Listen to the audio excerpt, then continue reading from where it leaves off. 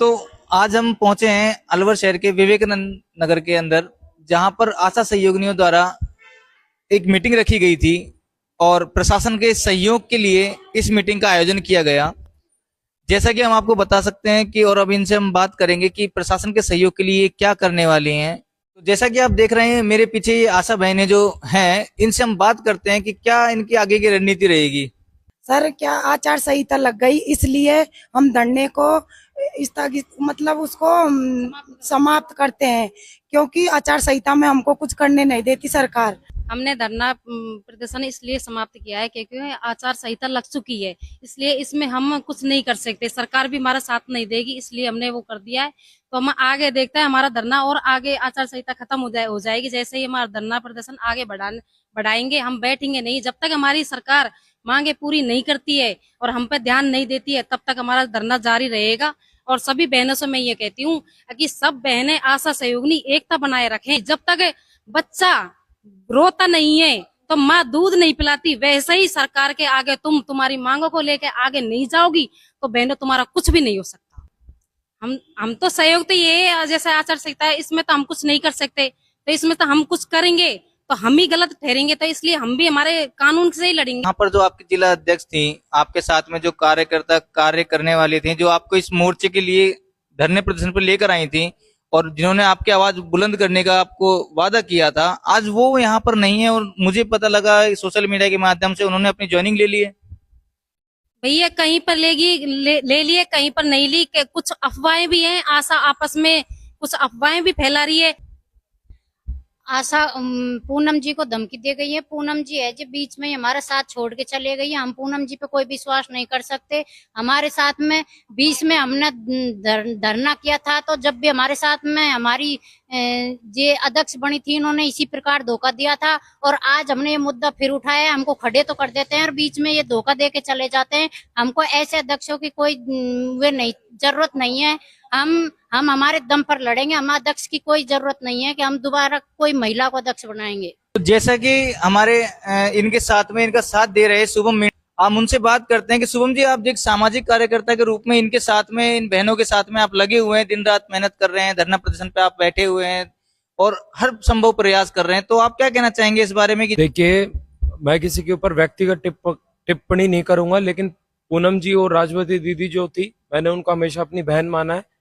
लेकिन एक भाई का साथ अगर बहन छोड़ती है तो वो भाई और भी परिवार के लोगों का साथ लेता है। जैसे घर में माँ बाप भी होते हैं, घर में छोटी बहन भी होती है, बड़ी बहन ने साथ छोड़ दिया तो छोटी बहन उसकी बात मानती है, तो कोई बात नहीं। वो बीच में अगर लड़ाई छोड़ के गई तो ये सारी बहनें अपनी लड़ाई लड़ने को तैयार है। कभी भी कोई शहर का अगर विधायक जनता की मुद्दों की बात नहीं सुनता तो क्या सामाजिक कार्यकर्ता उनकी आवाज नहीं उठाते? क्या प्रतिपक्ष जो होता है प्रत्याशी, वो उनकी आवाज नहीं उठाते? तो इसी तरीके से ये सारी बहनें तैयार हैं। अभी हम जगन्नाथ जी मंदिर पे 18 तारीख को बैठे थे, 18 तारीख को पूरी रात हम बैठे रहे, सभी बहनें वहां पे बैठी थी, उनको पूरी रात मच्छर काटते रहे, पानी की सुविधा नहीं थी, प्रशासन ने हम लोगों को वहां पे टेंट लगाने नहीं दिया, प्रशासन ने हम लोगों को वहां पे गद्दे लगाने नहीं दिए। हम एक रोड की फर्श पे लेट के वहां पे हमने पूरी रात कैसे ना कैसे निकाली है। तो उन बहनों को हमारा संघर्ष देखना चाहिए था कि बहनों, हम आप लोगों के लिए तो लड़ रहे हैं, एक दूसरे का देखना चाहिए था कि हमारी आशा संयोगिनी बहनें अगर रोड पे हैं तो सारी बहनों को एक साथ वहां पे आ जाना चाहिए था। लेकिन उन बहनों को अभी एक बहुत बड़ा उदाहरण वहां पे मिला है, तो सारी बहनें कहीं ना कहीं इस बहाने एकजुट हो चुकी है और सारी बहनें अपने आप में बहुत ज्यादा ये सोच रही है कि मैं वहां पे नहीं पहुंच पाई।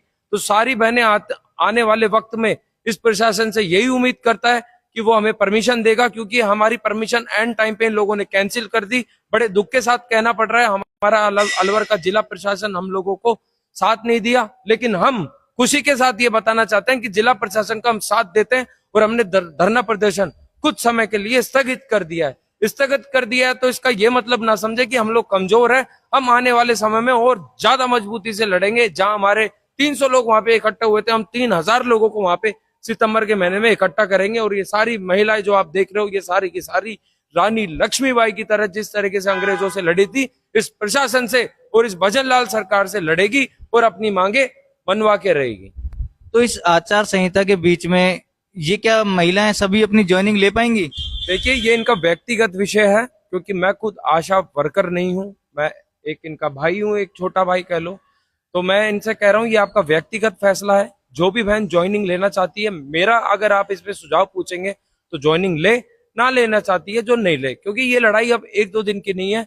ये लड़ाई इनकी 2005 से चल रही है। कितनी सरकारें आई, कितनी सरकारें गई, और अभी ये 4 महीने से लगातार कहीं कहीं पे कभी ज्ञापन दे रही है, कभी धरना प्रदर्शन कर रही है। कोई भी 2 दिन तक ना यहाँ पे नेता प्रतिपक्ष टीकाराम जूली जी आए, ना यहाँ पे संजय शर्मा जी यहाँ के विधायक आए, ना ही भूपेंद्र यादव आए, ना ही कोई ऐसे कार्यकर्ता यहाँ पे आए जो उन बहनों को बोले कि बहनों आप कम से कम एक गद्दा तो ले लो, हम आप लोगों के साथ खड़े हैं, आप यहाँ पे सो, पंखा तो ले लो, हम आपका लगवा के देते हैं। जगन्नाथ जी मंदिर जहाँ पे मेला लगता है वहां पे लाखों श्रद्धालु आते हैं, लेकिन हम क्या जगन्नाथ जी महाराज को हमारे भगवान नहीं मानते? हमारे भी वो आराध्य हैं। उनके पंडित जी कम से कम हमें एक पंखा लगाने के लिए कम से कम कनेक्शन ही दे देते। कितने का बिल आ जाता? 150 रुपए। इतने तो हम वैसे ही प्रतिदिन जब मेले में आते हैं चढ़ा देते हैं, चढ़ावा दे देते हैं। हम यही कहना चाहूंगा।